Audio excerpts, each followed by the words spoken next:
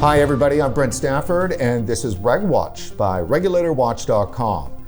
We're coming to you today from Warsaw, Poland, from the Global Forum on Nicotine, which is the annual conference on safer nicotine products and tobacco harm reduction. In this episode, we're going to be speaking with Dr. Chris Juncker, Group Head of Life Sciences at British American Tobacco. This episode is aimed squarely at our U.S. audience, and Dr. Juncker is uniquely positioned to speak to that, having recently served as Vice President of Scientific and Regulatory Affairs at Reynolds American, the U.S. subsidiary of BAT. Joining us today is Dr. Chris Juncker from BAT. How's it going, Chris? Good, Brent. How are you? Good, thank you. So what is your role right now? My role is Group Head of Life Sciences at BAT. And what do you do? I'd say, simply put, my team works on end-to-end science to support our smokeless product category, so all of the scientific substantiation that underpins their reduced risk potential, as well as broader science on tobacco harm reduction and scientific outreach and advocacy. So we're going to be talking a little bit about the U.S. today too as well, and I think judging from your accent, you've got some U.S. experience. Do tell. Yes, so I'm originally from North Carolina, and I've spent almost 14 years with our U.S. business, Reynolds American. Running your FDA science business, is that? Yes, so the early part of my career was very much fundamental research in the lab. In my previous role within scientific and regulatory affairs, my team was responsible for all of our pre-market applications to the FDA for both vapor and oral categories. So it's very much the interface of life sciences. How do we synthesize that into a meaningful argument for the regulator and put forward a compelling case to ultimately get authorization? What is your scientific background? I am a organic chemist by training, but a very long time ago. All right. So, well, look, I mean, something that I say all the time on our show with regard to, say, tobacco science is that if it's good enough for the FDA, it should be good enough for the Lancet. No, I completely agree. And I mean, to me, there's a very big piece around scientific transparency, which is, it's really one of the main reasons we're out at these conferences, having these engagements, having these, what I think are very productive conversations with stakeholders. I mean, to me, it's all about scientific transparency. And we very much have that in the U.S. I mean, FDA sees everything we do within these studies, from the protocol, the raw data, our ultimate findings. They have the ability to fact check it, if you will. So there's really end-to-end transparency in terms of what they get and what they review and what they base a judgment on. So why the disconnect then, with the anti-tobacco organizations? They're pretty stringent when it comes to not accepting tobacco science. From my perspective, the disconnect is more philosophical than it is based on science. I think, looking at what we do internally at BAT, what we publish, I think there are incredibly high standards for all of the research that we conduct, and we put an emphasis on peer review and letting the broader scientific community judge that for themselves. I think there have been some very interesting talks this week about misinformation and in some ways misguided science, and to me, everybody should be held to the same standards. So Dr. Juncker, BAT has made a commitment to building a smokeless world. What does that mean in practice?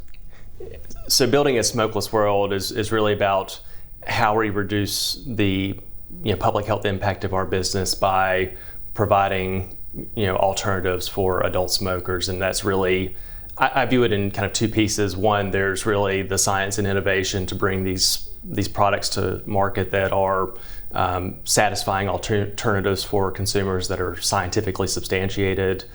But then there's this whole piece around acceptance of tobacco harm reduction and how that translates into public policy, how that translates into regulation, and ultimately our ability and really the broader ability to create regulatory frameworks across the globe that are progressive and facilitate these products and that transition.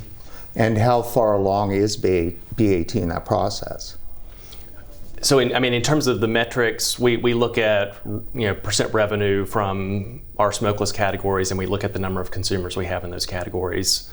So if you look at revenue, we're around 18% with a target 2035 to be predominantly smokeless. So that's 50% revenue from these three categories. And if you look at consumers, our 2030 target is to, right now we're approximately 29 million consumers, and we want that to be 50 million by 2030. That's some serious progress. Yeah, I think if you look where we've been since maybe 2017, 2018, so kind of the early entry of some of these product categories, we've made tremendous progress to get to where we are today. Obviously, very lofty targets that we've set for ourselves, but I think with the right products, the right science, and the right advocacy to create that regulatory environment, I think it's certainly achievable.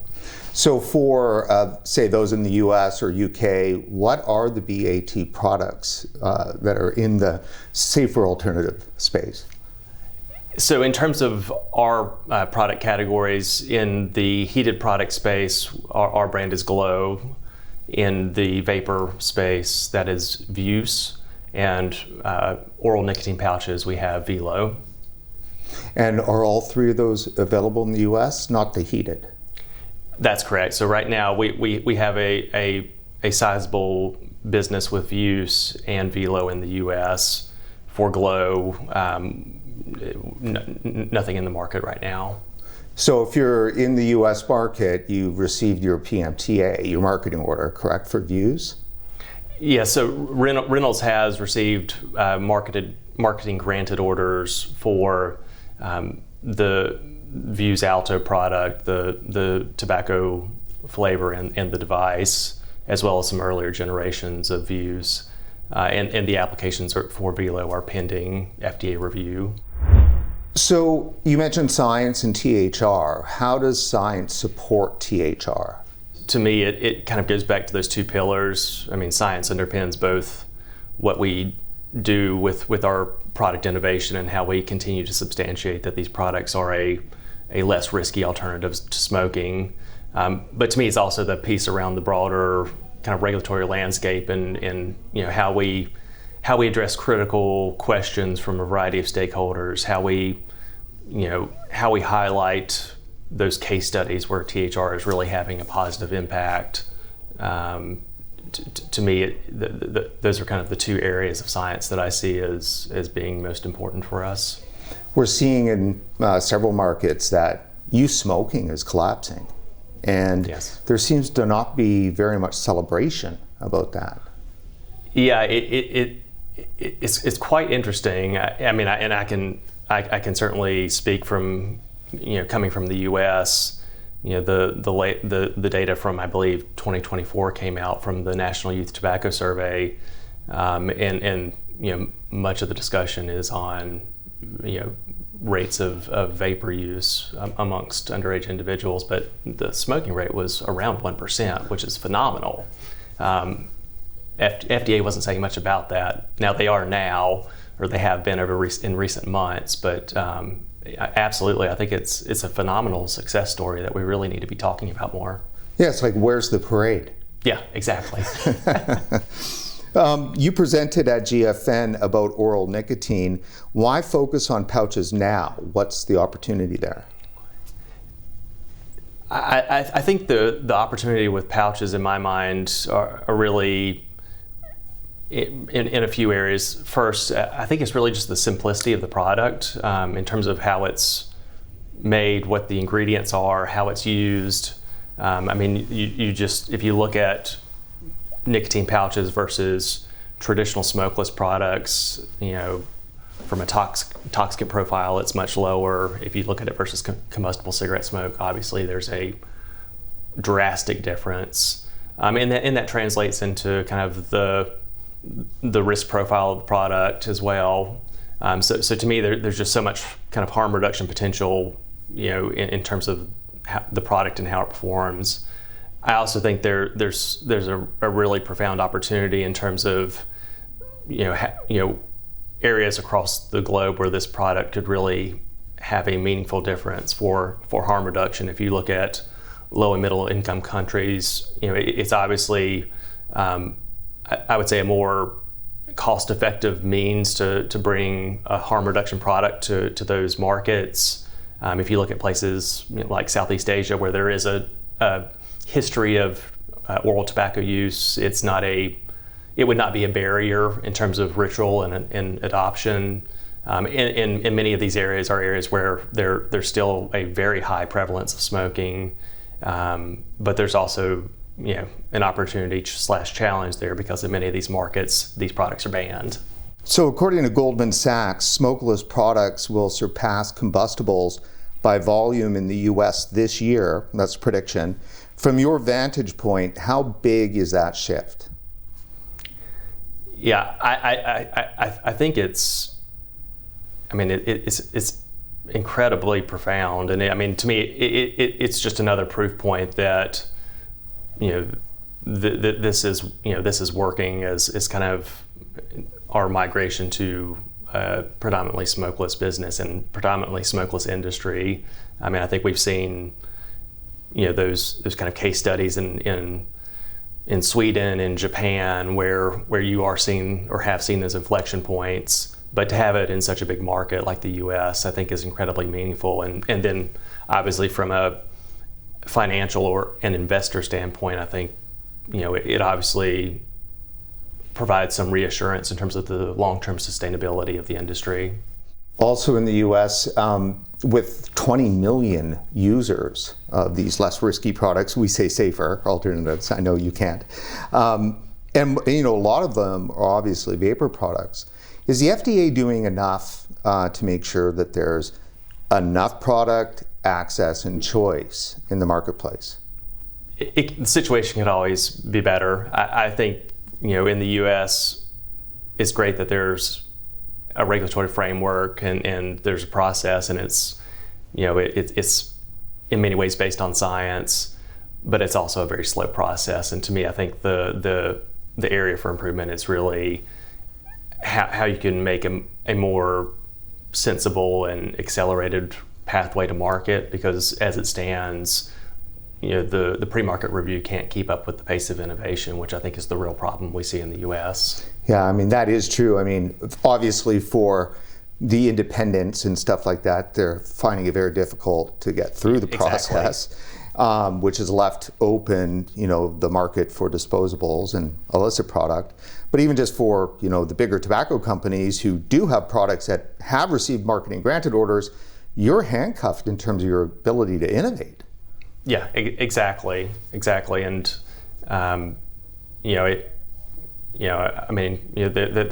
there's consumer demand for innovation, which is unsurprising. And for those that are kind of participating in the regulated space, you're right, it's incredibly hard. It's nearly impossible to bring that innovation to consumers. And so, they're finding it themselves, and there are other entities that are willing to do so, which is why you see such a large illicit vapor market in the US.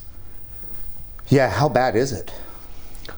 Oh, I don't know the exact figures, to be honest, but I think well over 50% of the vapor market at large is illicit at this point. In Canada, there's not the same process. The devices come to market, and as long as they meet some basic standards or whatever, they come to market. It seems opposite in the US, like nothing's allowed to come on the market unless it goes through this arduous process. It seems to me that that's the only market in the world that's doing that, or am I wrong about that? I think there might be a few other markets. I know Taiwan has adopted some kind of regulatory framework principles that are very, very similar to the FDA in the US. But yeah, I think you're right. And that's the type of progressive regulation we're really looking for. It's based on product standards, quality standards, ensuring that there's really the level of rigor and stewardship of these products and the transparency that's needed with the regulator, but a much more streamlined process. And then at least for BAT, we've got a very robust product vigilance program, and so let's get these products available to adult smokers and have the means to understand the ultimate benefits in a more real world setting, as well as monitor for safety and adverse events. One of the key studies in the U.S. is the Views longitudinal study with smoking and decline. What are you learning? We worked on the Views longitudinal study several years ago. I presented some of that work at a U.S. conference when I was with the Reynolds organization. I mean, that study was really meant to, provide FDA with that population level, switching data that we now know is so important, or has been important to their review of applications for vapor products that are not tobacco flavored. So it was really meant to, look at consumers of our Vuse products in the U.S. and track their trajectory of use over a number of months. Is the way in which the FDA is considering what's appropriate for the protection of public health, is that a handcuff? It's a bit of a missed opportunity in terms of how they're viewing kind of that population level impact. I think they're very much in the mindset of, kind of efficacy studies. You need randomized control trials, much like the pharmaceutical space, which is fine, but that's not, one, it's not a naturalistic real world setting, and two, it misses the point around consumer choice and, a product that may be efficacious for, a population in a clinical study isn't capturing how that product is going to resonate with this group of individuals and this group of individuals. And so you miss kind of the impact of kind of adoption or prevalence within a larger population. So I think there needs to be, a more pragmatic approach to how you look at the population level impact of these products. Yeah, it's weird. You talk population level. We've heard in the past from FDA commissioner and others that if just one young person picks up an e-cigarette because of flavors, then that's, they're coming down on vaping products. And they use the, appropriate for protection of public health to kind of, bolster that position, right? And sometimes, in my opinion and others, is that they're not looking at the broader, like, what's appropriate for the protection of the entire public health as opposed to just some teenagers. Yeah, I think you're right. And I mean, I think it goes without saying that, youth shouldn't use these products, and there should be the appropriate safeguards in place, on the part of industry, retailers, et cetera. But I mean, at the end of the day, there's still 1 billion smokers around the world and tens of millions in the US. So there's still a profound opportunity there that I think is being lost in a lot of the noise. There have been reports, and a lot of people with inside THR in the US believe that Reynolds is actively promoting the PMT registry bills at the state level. And I think there's been some letters or something that have come out about that. I mean, is it true? Is there room for big tobacco and regular vape to work together, or is it really one or the other? So obviously I can't speak to the piece around Reynolds, but I mean, I would say on the second part of that question, absolutely. I think there's a place for all manufacturers that are willing to participate in kind of the regulatory process, regardless of which country you sit in. And I think, there's benefit to having, those companies that can bring, new thinking, new innovation to market. And I think ultimately it's a healthier, industry if there's, more proper participation. As a scientist, did you realize that you're going to have to get involved in an ideological, dogmatic war with public health? Because really, you're kind of at the center of that. Yeah, it's a very interesting question. I mean, I started at Reynolds 14 years ago. I worked in the lab.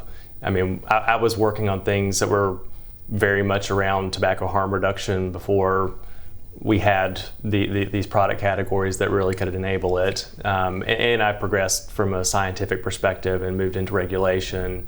And even then, I knew more about the science, but I thought, okay, we're interfacing with the regulator, we're generating data, we're providing them information, but to see kind of the surround sound that we get, that FDA gets, that other regulators around the world get, it's been interesting to see and try to understand. Because science is supposed to be not only truth, but a truth-making process, right? Because it can change when new information comes to light, correct?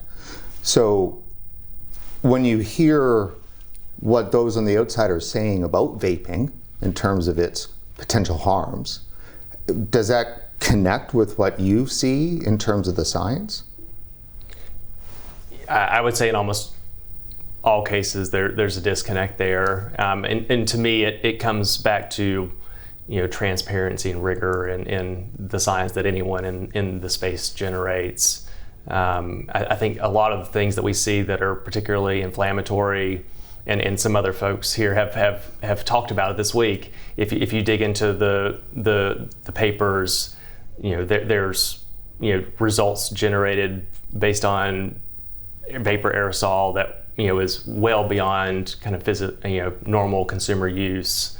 So it's unsurprising you're seeing frightening results from a study when it's not under realistic operating conditions. In many cases, it's even hard to find the information within the articles to do your own kind of homework on the level of rigor.